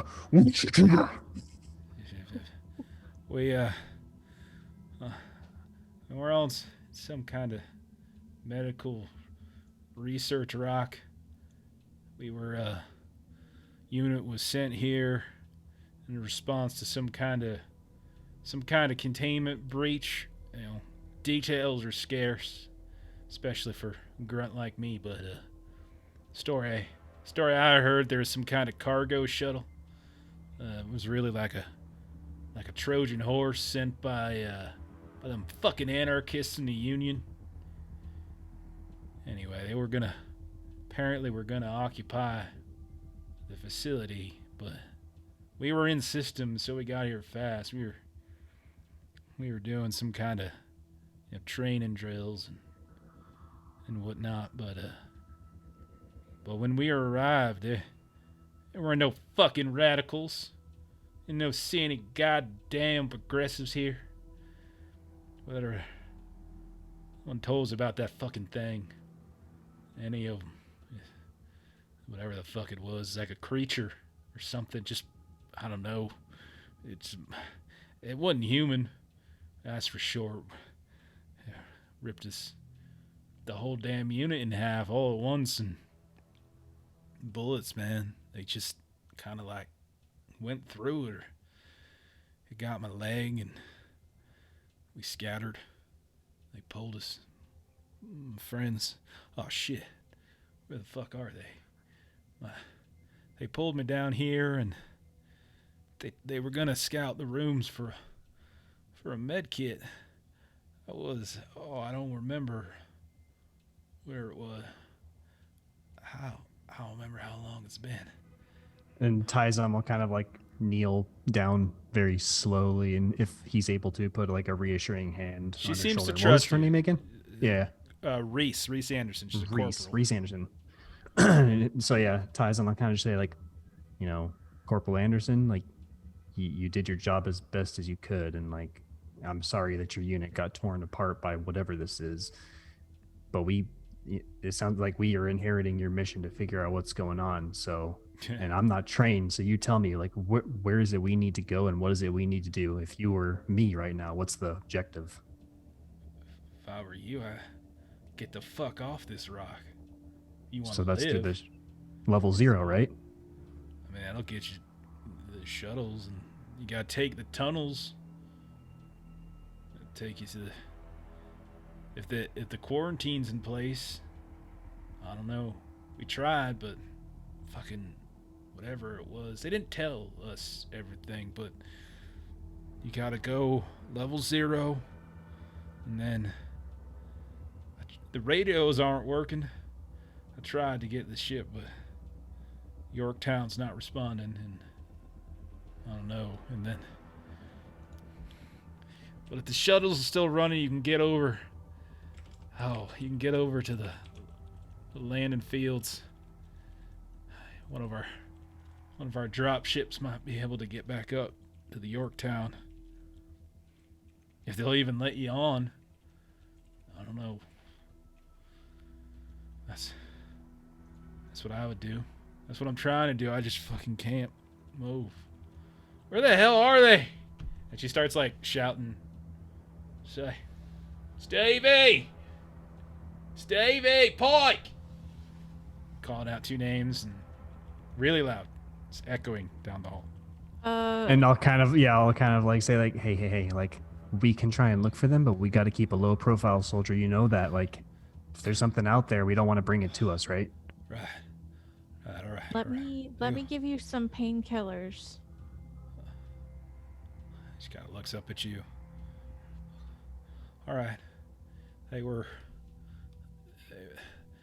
checking the rooms on the floor. They were looking for a med kit. They were looking for a comm. The elevator's fucking shot. We had to climb down. Pike took me on his shoulders. Son of a bitch, he was always sweet on me too. Listen.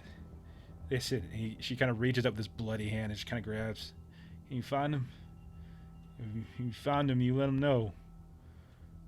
You know, it's all right. They can go. All right, but you gotta help them get the fuck out. They're good boys, but they're dumb as dog shit. All right. I got like the worst headache. Just the worst. You got anything for a headache, Doc?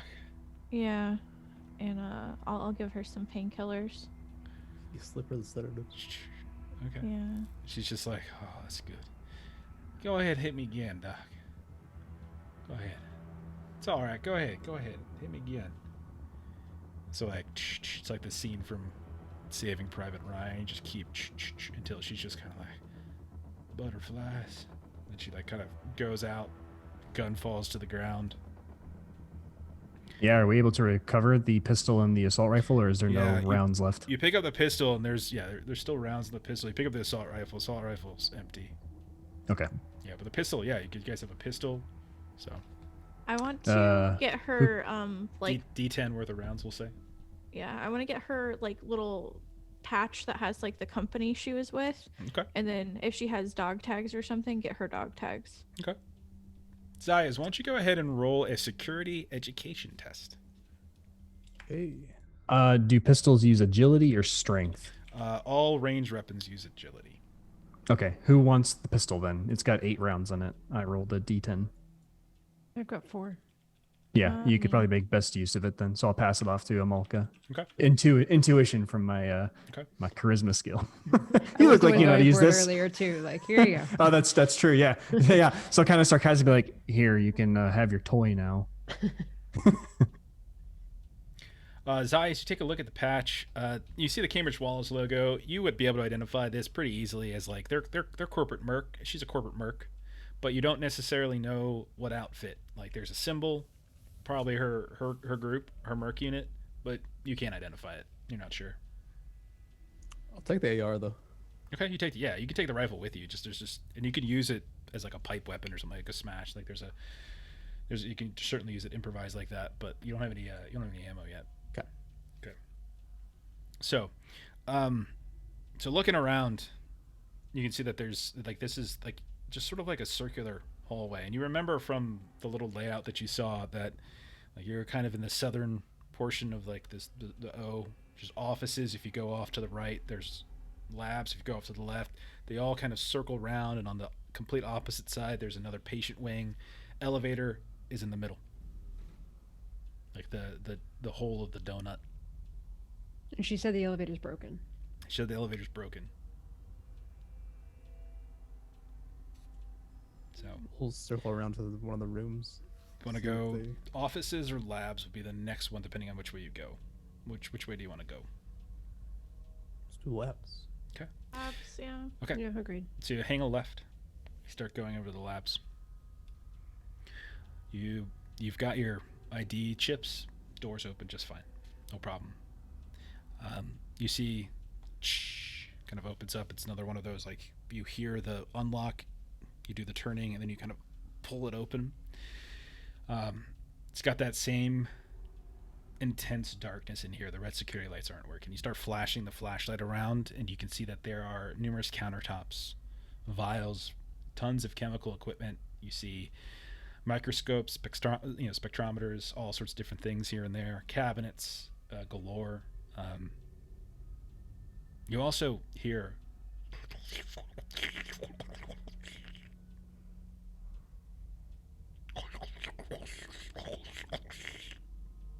some are coming from the darkness, but you quickly shine the flashlight around. You can't see anything.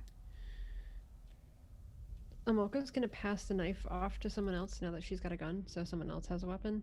So whoever wants a knife can have a knife, and I'll have the pistol. Saya's probably would be best for that, right? I have weapons, sort of, but that's fine if TieZon doesn't need anything. Yeah, my agility and strength aren't great. I'll just try to talk my way out of killing someone or being killed by someone. Okay. So I'll try to pace around the lab and just continue to try to locate the noise. You're going inside? Are we going in the lab? Just ask. After hearing that noise, Do you like the sound of that? I don't presume Yeah, people TieZon go into does rooms not. until they tell me. yeah, TieZon does not like the sound of that noise. I'm like, I like shine the flashlight around upon hearing it, and then I like put it, turn it off, and I'm looking, and I'm like, Then you hear it again. Then you hear something clink, and then you see like an oxygen canister tank on the right hand side just tip over, just crashes on the ground, and then you hear the slow rolling of the metal against the floor, the concrete floor. yeah, I'm just gonna back away from that door. We'll go and pass on this. Okay. Do you close the door back up, or you leave it open? Let's close it up. Okay. Sure. Okay. Where do you want to go next? We'll just keep looping around to the next room. The right. office. So, well, the next room, if you keep looping around, is actually another patient wing. It's blue wing. You can see that it's got that same like submarine style door. It's got the spinning wheels on either side, but you do have to do the mechanical locks first if you wanted to do. Do we think we'll learn anything else from observing patient rooms? No, I don't thinks this is We necessary. might just to see Unless- if there's other people like us, or if they're worse off. We don't necessarily have to go in. TieZon, you Unless also this is- haven't found your crew. Now, you didn't actually True. look at any of the patients other than the ones that had become ashy. You didn't look at any of the patients in the previous wing. So you still don't know where True. that is. And all of you left Kev, by the way. He didn't wake up. He had his time. Okay. He Hear that, had 2 Logan? minutes to wake the fuck Did you hear that, Logan? I'm assuming we would have heard him if Okay. he had woken up. All right. Other than that, and he didn't. All right. So, what do you want to do? Actually, it's possible the 2 other sergeants or soldiers could have went in here for that med kit. Maybe they're locked up in there. Let's just do it quick. Okay. So, you hit the We should scan. have called out for. You hit the scan. I like. Yeah. You can always go back. You hit the scan, turn the wheel, you open it up, and there's this sort of moldy smell that wafts out towards you from in here. And despite the fact that most of you have masks on, the 3 of you and Ella who have masks all start coughing a bit. And Amalka, you as well, a little bit more as these little... I put a mask on after I went in the other room. Okay. So all of you still kind of cough. It's just it's coming through the mask, but it's deadened a little bit. When you look inside, you can see that there are these spider web-like fibers that extend from ceiling to floor, diagonally from wall to wall. This sort of dark yellow-green look to them, and they seem to be connecting opposite sides, like the way that you could see the web of a spider just kind of cascade between walls and corners and stuff. And all of that's what you see down here, and then the occasional little flicker of a red light. You can see on the ground in the hallway there are what looks to be broken down portions of the doors, as all of them seem to have been ripped. At least the 4 that you can see, the ones in the furthest end where like the bathroom would be and the utility closet, if you assume the layout's the same. You can't really see them at this distance, but the first 4 you can, and they've all been like ripped and they're falling on the ground here and there. You also hear, but it's kind of multiple. Like you hear that Nope. a little bit from one room, a little bit from the other. And that's when you see something starting to cross into view coming out of the doorway. Like this small, maybe the size like a 50-pound dog. And you can see it's got like legs that kind of reach out and just sort of pull itself forward. It's just these mixtures of kind of black and yellow and green sort of fibers twisted that kind of have occasionally these small little glowing tumors that are kind of popped up in different areas, and it kind of pulls itself and kind of looks like this, what you think might be the head, sort of kind of looks up at you, and then Nope. the part that you would think would be a head begins to start kind of expanding apart, and you can see these little fibers, and it's almost like you're seeing through the head, and they just start to vibrate. Go ahead and shut the door while this happens. Okay. You shut the door. Well, the committee will consider its proposal. All of you can go ahead and make a pressure test, I think, right now. Yeah, I saw that coming. Goodness. Oh, that made me feel great. Apparently, I'm like, nice. It's going to get pretty ugly here soon. What do we have to hit? 10. I failed. No. So I'm at level 3. You're at 3. Lucille, 2. or excuse me, Amalka, you should be at 2. Okay, so both of you roll d6s. Amalka and Lucille. Me and Zayas are like tight. Yeah, man, that was pretty cool. That was a cool laser show. Lucille, you're okay. You're shaking a little bit. You're still shaking, but you're okay. However, Amalka, this didn't go over too well, so let's go ahead and roll one for you. Oh, jeez. Don't worry, that's not how this works. In this game, you can never take an episode that's higher than your current pressure level. And so that's right. you instead are going to suffer a bit of shock. So for you, it's going to be you suddenly feel like this great sense of exhaustion and fatigue wash over you. Reduce your strength by 1, as like maybe a sense of just what I want to stress. None of you have ever seen life other than humans. Yeah. Yeah, so it's pretty disturbing. This is incredibly disturbing. That's So, practical question, that means that my pressure goes down. So, if my strength score goes down, that means that I also need to reduce. Your pressure down my bonus strength. goes down. Right. Yeah. Okay, got it. But I can't recall if the pressure bonus is your max strength plus your max education or your current. I'll look it up later because we're going to end here in a few minutes. But like for now, let's treat it like it goes down, but we'll double check it before we play Okay. part 2. Okay. Yeah, I am freaking the hell out. All of you. All of you are freaking the hell out, but some of you are freaking out more than others. yeah. Which you just saw. And Ella is just like, what? What? It doesn't matter. We got to get out. We need to go. We just got to find. We just got to keep going on. Just with the. Thank you. I have been trying to say this the entire time. Now Well, that this we know went where we from are, disease to that's demons. helpful. This went from contagion to whatever the fuck that is. From contagion. Let's just go back and hook me up back to the bed, please. So, do you want to go back to the lab? Well, there were sounds of that coming from there, No, so no, not no. particularly. No. If we continue to circle, it was lab's office. Continue Was to there anything circle. after that? You go to the offices. Like, yeah, there's offices right here. Now, when you get up to the offices, you notice that they have been kind of blown open, like explosives. No, No, sign of military. explosives. Yeah, like you can see Yeah. like somebody set something up to blow explosives here. We're looking for Stevie and a pack.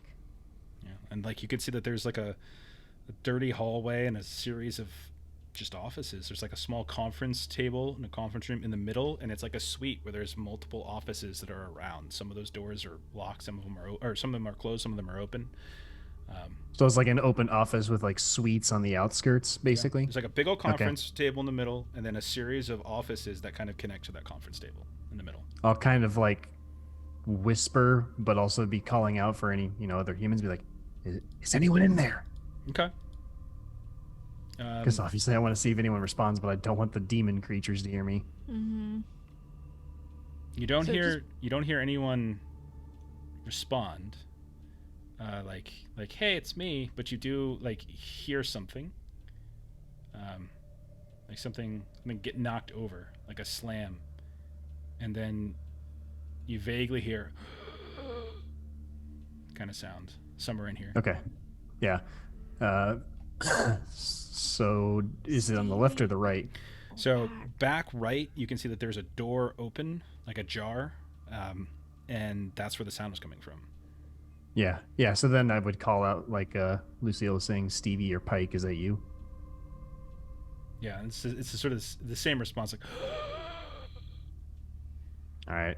I guess I'll like look around cautiously and like slowly enter the room toward the sound of the labored breathing. Okay. So Amaliko's gonna jump ahead of you a little bit with the gun out, Okay. just in case. all right. Yeah, good idea. I'll let her do that. Okay.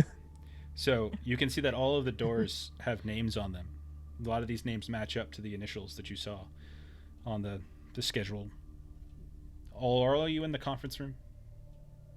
Zayas, Yeah, I'll hang by the Lucille? door instead. Okay, you're by the Yeah, I'll door into stay. this office suite. Yeah. Ella will hang by Zayas.